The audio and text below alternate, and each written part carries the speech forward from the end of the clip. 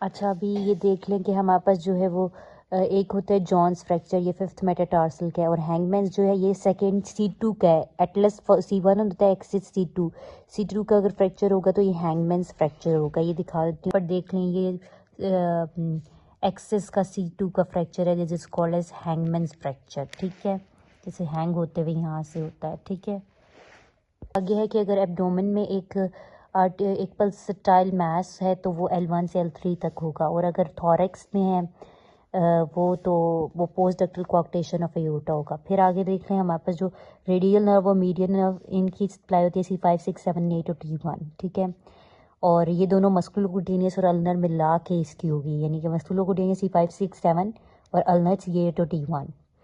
फिर उसके बाद आता है लॉन्ग थोरैसिक नर्व C5, 6, 7 और फिर थोरैकोडोर्सल 6, 7, 8।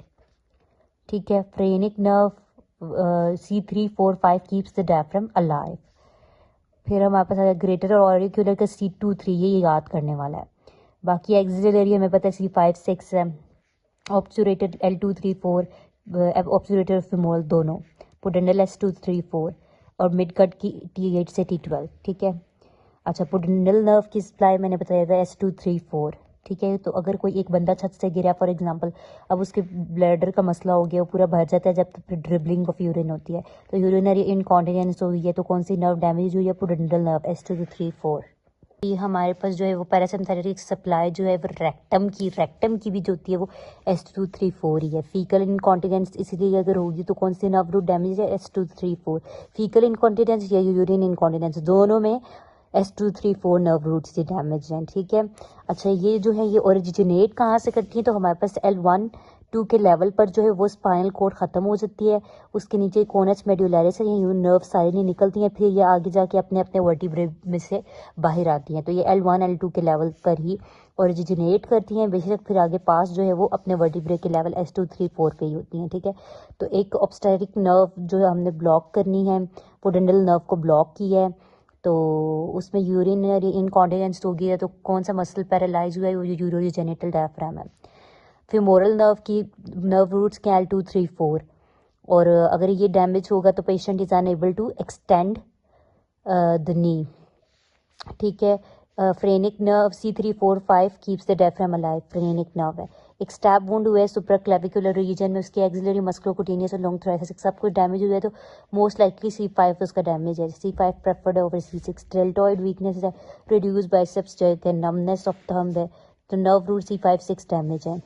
अच्छा, ये एंसर सर्विकैलिस जो होता है ना, ये बनता है C1, 2, 3 से, और हाइपोग्लोसल से मैं दिखा देती हूँ। देख लें आप एंसर सर्विकैलिस, देख लें एंसर सर्विकैलिस जो है ये बनता है C1, C2 और C3 से। ठीक है, और इसमें से MCQ जो आएगा कि ये जो जीनियोहायोइड और थायरोहायोइड की नर्व सप्लाई है ये C1 से आ रही है, और इसके साथ ये हाइपोग्लोसल नर्व जा रही है। तो थायरोहायोइड मसल नर्व सप्लाई क्या है? C1 से आ रही है, थायरोहायोइड की blood supply through hypoglossal nerve, ये इसके साथ से यूं जा रही है। ठीक है, अच्छा, अब ये देख लें हमारे पास थायरोहायोइड मसल की नर्व सप्लाई है क्या है? C1 through hypoglossal nerve.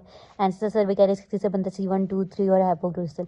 जेनिटोफेमोरल nerve cremasteric reflex किससे होता है? Due to genitofemoral nerve. क्या है कि अगर हम फेमोरल साइड पे जो है वो टैप करेंगे तो हमारे पास जो है वो स्क्रॉटम जो है वो रिफ्लेक्स होगा, तो बेसिकली उसकी जो फेमोरल ब्रांच है वो है, और दूसरी जेनिटल ब्रांच। ठीक है, सो सुप्रा क्लेविकुलर नर्व्स क्लेविकल के ऊपर C3 और C4 एरिया है। ठीक है, देन हमारे पास कि अगर एक बंदा है उसमें क्या है कि एंकल जर्क नहीं है तो S1 नर्व रूट डैमेज है, और अगर उसमें नमनेस ऑफ ईयर लोब्यूल है तो ग्रेटर ऑरिकल डैमेज है। ब्लड सप्लाई ऑफ जेजुनम की blood supply superior mesenteric artery है, मेडुला की ब्लड सप्लाई पाइका है। अच्छा, अब अगर एक पेशेंट है, ये मैं थोड़ा सा समझाने वाला पॉइंट है, ये देख लेते हैं, इसको मैं बताती हूँ। ठीक है, जो लॉन्ग बोन्स हैं they are supplied by epiphyseal artery, gluteus maximus की blood supply inferior gluteal artery, और इस पॉइंट को मैं थोड़ा सा बता देती हूँ। यहाँ पर देखें हमारे पास ना ये फेमोरल आर्टरी है। ठीक है, this is actually the femoral artery. ठीक है, अब ये फेमोरल आर्टरी डिवाइड होती है, ये इसकी टिबियल ब्रांच है, ठीक है, एंटीरियर टिबियल ब्रांच है, और ये इसकी पोस्टीरियर टिबियल ब्रांच है। अब ये जो पोस्टीरियर टिबियल ब्रांच है ना, ये फर्दर एक ब्रांच दे देती है, इसको हम कहते हैं पेरोनियल आर्टरी, फिब्युलर आर्टरी, ठीक है। ये इसकी एक पेरोनियल ब्रांच देते हैं, पेरोनियल ब्रांच, ठीक है। पिक्चर थोड़ी क्लियर है, देखें ये जो हमारे पास फेमोरल आर्टरी होती है ना, जब पोप्लीटियल फोसा को क्रॉस करती है तो ये पोप्लीटियल आर्टरी बन जाती है, ठीक है। अब ये पोप्लीटियल आर्टरी डिवाइड करती है इनटू एंटीरियर टिबियल और पोस्टीरियर टिबियल आर्टरीज में, ठीक है। अब नॉर्मली ये एंटीरियर टिबियल ही आगे आके डोर्सालिस पेडिस बन जाती है, ठीक है। अब सवाल ये है कि कुछ जो है वो बच्चे ऐसे होते हैं उनमें डोर्सालिस पेडिस कंजेनिटली एब्सेंट होती है, तो उन पे डोर्सम ऑफ फुट की ब्लड सप्लाई कहाँ से होगी, तो वो देखें वो कहाँ से होगी। ये जो पोस्टीरियर टिबियल है ना, इसकी ब्रांच जो है पेरोनियल ब्रांच, ये आगे आकर फिर सप्लाई करेगी डोर्सम ऑफ फुट को, ठीक है। ये सवाल इस तरह से था। बस ये हो गया लोअर लिम्ब। Thank you.